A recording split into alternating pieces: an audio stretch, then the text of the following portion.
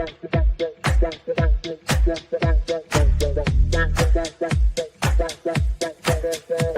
Connections Radio presents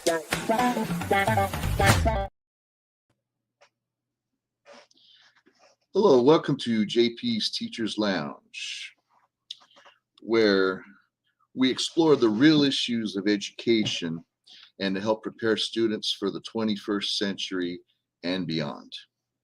Today's first episode, I'm going to talk about school choice and what school choice really means. First of all, everyone has an agenda, including myself. I have an agenda. I want things to be full of authenticity and accountability. Now, I understand the whole system is rigged. I understand that. I think we all understand that. But it's important for things to be not so rigged. The public school, first of all, there are many good teachers and students in public schools. I'm not knocking that. I was part of it. I've been in public school and private school.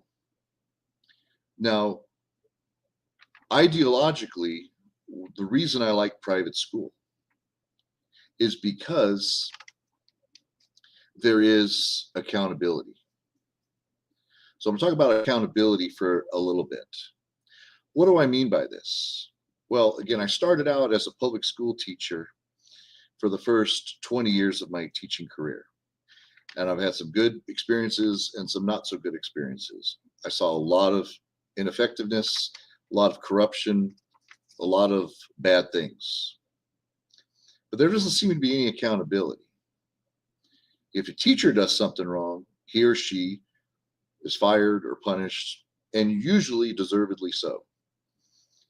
If a school administrator does something wrong, that school administrator usually gets promoted or moved away, transferred. Now, again, there's corruption everywhere. But accountability, as a teacher in a private school, I make less money, but I'm a lot happier. I have more autonomy. Again, I'm happier. I feel more supported. That school can fire me on the spot. It just has to be approved or just disapproved by the school board. Now, there's always possibility of corruption, but the fact that you can't get rid of teachers not so easily, and you have to go through steps, usually from the teachers union. Now, again, I want it to be, where's the common sense? All right. Now, back in 2016, I was at a public school, a behavior school, and even though it was tough, it was a better fit for me. And in 2016, the school district decided to close about half of the behavior schools to do some restructuring.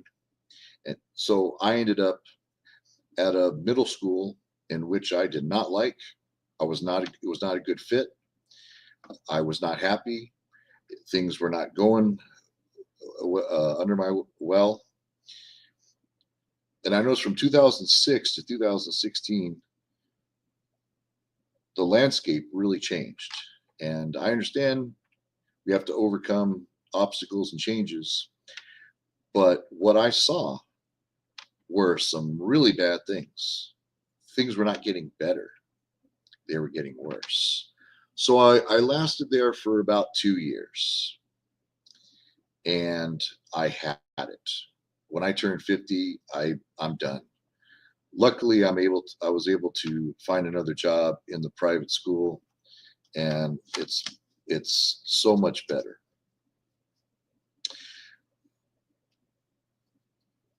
But for the last 2 years at this middle school, there was something called the 50% rule. Students, even if they did not, even if they did not do the work at all and did not turn in the work at all, they still got 50%. Are we are we are we setting up these students for failure? That just, to me, that just, just does not make sense. I had classes of 30 to 35 students. The attention span was horrible. They had their phones with them, and the phones are not a good thing, folks. Now, phones are a good tool, yes, but in class, at least as a distraction, it is horrible. Okay. Now, getting back to, again, accountability. Right now, I look at myself as a teacher. I look at myself as more of an entrepreneurial teacher. I want to see, what can I do for these students? What kind of value can I give? Can I bring them? What kind of skills are they will be required for them? I want to help prepare them. I don't want to set them up for failure, much like I was pretty much set up for failure at a new school with virtually no support. But again, it did lead me to a better place. But public schools, even though we have charter schools and they're underneath the umbrella of a public school, okay, that's a little better. That's in the right direction. But why do public schools have access to the tax money? Now, you can imagine families who desperately want to send their kids to a private school, but they have to worry about the tuition. And yes, they get scholarships and grants and opportunities. Great. But it's just the whole idea that a public school still has that monopoly. Why? I think that coming through through COVID and the lockdown and shutdown, I started really questioning things, and I think that's what people really should do. We should start questioning things. Why do private schools don't have access to that tax money? It seems a very antiquated notion. It doesn't, the time has come for more competition, more diversity. Now, I'm going to get into politics a little bit here. First of all, I can understand both sides, both point of views. The Democrats are always in support of teachers union. So, of course, they want to keep public schools strong the way they are. And there are some good public schools, don't get me wrong. Republicans want school choice, school vouchers. And again, there are good public schools, and there are good administrators out there. There's a lot of bad ones too, unfortunately. I think there's too many bad ones. There's some bad teachers too. And I was becoming one, and I did not want to do that. Now, when you have a private business, when you have privatization, you have real accountability. If I open up a restaurant and my prices are too high and I scare away customers, I suffer. If a bureaucrat makes a mistake, we suffer. We all suffer. So I understand there's a place for government, but it needs to be minimized. Back in 2019, I'm in Nevada, and back in 2019, I believe the Nevada paid about $9,000 a year for each student, for each child going to a public school. This may be not up to date, but if you think about that, $9,000, put 3,000, keep 3,000 with the state, 3,000 give 3,000 to the parents or guardians, you give the other 3,000 to the school. This way everybody wins. And if you think, oh, but the public school gets $3,000 less money. Well, ladies and gentlemen, sometimes that's a good thing. If I have a budget, and let's say after all of my bills, I have a budget of $300 that lasts me to the end of the month until I get paid again. And then that goes down to about $200 a month or $150. Guess how I'm going to act when I go to the grocery store or go out to eat? I'm just going to be more selective. I'm going to have to use my brain and think, do I really need this? Or do I really need this? It's a good thing. Starving the beast, starving the government. Now, some people may, and it's usually on the Democrat side, well, these kids need an equal opportunity, an equal level playing field. Absolutely. I totally agree. So we should be in agreement with that. If a student does better with 15 in a class of 15 than in a class of 35 or 40, again, some can function, some will succeed in a class of 35 or 40. But what about those other students who just can't? Isn't that real diversity? Diversified learning strengths? That, to me, that's what it really means.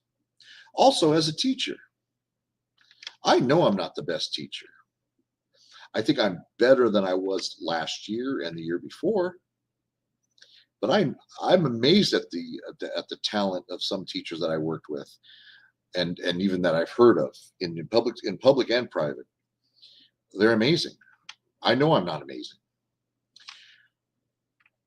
but I'm doing better in a private school because that's a better fit for me. But at the same time, I'm in a school where they can't even afford to make me full time, because that would give me benefits, and not to mention more money. And they can't, because they only have access to so much money.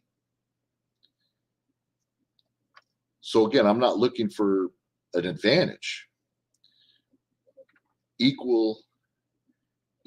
equal playing field. That's what we're talking about. Real equal playing field, real diversity. I'm reminded of Howard Gardner's, and I'm paraphrasing this. It's not how smart are you, but it's how are you smart. We're all smart in different ways, but that means we also have some weakness in different ways. What about those students? What about those students who to them, sitting in a desk, reading books, writing essays. I mean, as an English teacher, that's very important. It's very important to read and analyze and be able to write, communicate effectively. discuss certain ideas, come up with solutions, problem solving skills, listening skills. All that's important, absolutely. But for some students who that's just not their thing, let's tap into their strengths. So again, it's accountability. And for some who would disagree that we shouldn't have school choice, and that if you want to do private school, you pay for it yourself, fine. But are they doing it because they're worried about lack of support from the teachers union, because that's their bread and butter? We know that's what's happening for the most part. I want to live in a society where things are not rigged. And I know it's probably a pipe dream, but I don't want to destroy the public education. I want to challenge it. I want to make it better so that there's competition. There's good competition everywhere. It's like when you go to, if there's only one restaurant in town, you live in a small town, it's isolated, and there's only one restaurant in town, and everyone has to eat there, what do you think that does to the quality of service, and probably even the food? People get overworked. Okay, it's when you have this big monopoly of a public school system, and all that money is funneling into from the taxes, and it keeps getting stronger and stronger. Where's the incentive to improve? Even though I'll be honest, some students or some schools do improve on their own, great. But are they improving, or are they showing? Because you can always look at test scores, you can always look at data and manipulate it. I could think of one school district that I will not name, that I think they were bragging about, improved graduation rates. Great, but if you lower the standards, who's kidding who? Okay, so we have to be honest. We have to come together, and we have to realize, it not. I don't have all the solutions. I don't have the solutions. But one thing I do know is that competition with accountability, with common sense, all those three things would improve virtually every school environment. As a teacher, I know the importance of a positive learning environment. If you create a positive learning environment, that will carry out into the community, into society. If you let kids run around and act the fool, and you just let them express themselves because you're afraid to discipline them, or you're afraid to have higher standards, it doesn't work. Okay, it just doesn't work. Now, the whole thing about this JP's Teachers Lounge is, I want to improve schools. I want to improve the school learning environment,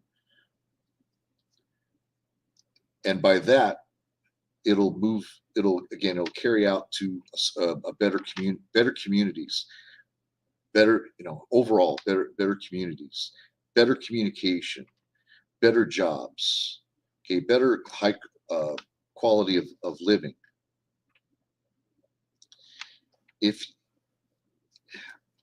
If you don't, then it's gonna trickle down everywhere else, right? Now, there's always room for improvement, and there's always going to be problems. But when I was when I was teaching in the public school system, I had a student with an IEP, an individual educational plan, and part of his accommodation was I had to provide notes for him. All right, no problem. I did. But while I provided notes for him and I was giving instruction to the class, he was just putting his head down and falling asleep. Well, don't you think other kids wanted to do that? Okay. Now, some students do have issues, but again, that's kind of the whole point of, again, we give students what they need and not just appease them or cater to them. Appeasement never works. I was teaching at a behavior school, and all the students, they had uniforms, dress code, and they were required to bring three-ring binder with some paper and a couple pencils.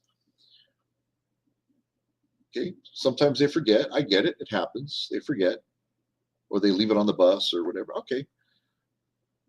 But when you see consistent patterns where they just neglect to do things over and over again, what did the principal decide to do?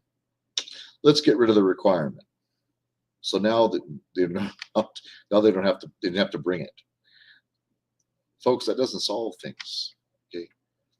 That tells them, oh, we lost faith in you. We're gonna lower our standards. That doesn't make sense. It really doesn't. So what do? It's important to distinguish. You're not supposed to judge anybody. I get that. I don't want to judge anybody. But I'll judge your behavior. I'll judge your decision. I'm judged by my behavior. I'm judged by my decision. Everywhere. Credit score. Okay. Your bank account. Your bank account is a reflection of however less or more money you have in there is reflected on your past decisions. So we're being judged. I understand you don't judge people. You don't judge individuals, but you judge their behavior. You judge their decisions.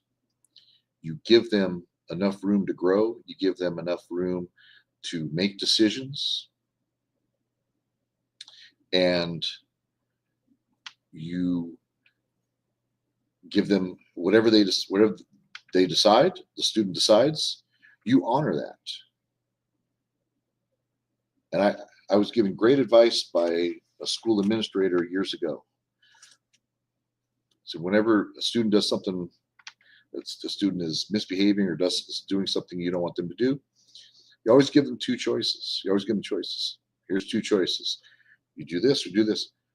Now, obviously, there's a choice you want them to make, but if they make that choice, you honor it and you say, okay, that's the way it is. But getting back to school choice, there's nothing wrong with school choice. We choose everywhere else. If you go to Disneyland. Disneyland's a great example. Years ago, you had the e-tickets, and of course it's a long time, but I remember going with my parents, and we had, I think, a certain amount of e-tickets that you buy, and you can only use up those A tickets, B, all E. And the e-tickets were usually the rides, the attractions, Pirates of the Caribbean, It's a Small World, those rides, Space Mountain, etc. And then when you run out, you would either have to use the other ones or you'd probably have to buy more. I'm not sure if that was an option or not, probably, but it was a long time ago. But then it was changed to just all access. You buy a ticket, you buy an entrance to Disneyland, you're in the park, you have the whole day, however long it lasts. And then you go where you want. However many times. You go on the Pirates of the Caribbean 10 times, you do it. Because what happened is that people vote with their feet. They vote with their actions. They vote with their feet. It's and so it's a win-win, because those attractions that aren't very attractive are either going to get taken away or modified or improved or changed. Either way, it's a win-win, because then the Disneyland keeps improving, keeps developing. All right. And again, it's making things better. Okay. So why would we, if education being probably the most important thing, it is the most important thing. Because if you don't have a good education, you don't have good teachers, you don't have good nurses or doctors or lawyers or plumbers. Again, everyone's smart. Go back to Howard Gardner. Everyone's smart. But as a plumber, as an example, okay, so the plumber maybe the plumber has read some novels. Who knows? But the plumber has to make good decisions. The plumber has to be accountable. The plumber has to have good competitive prices. Plumber has to be reliable. All those skills you need to learn. Okay. So that is important.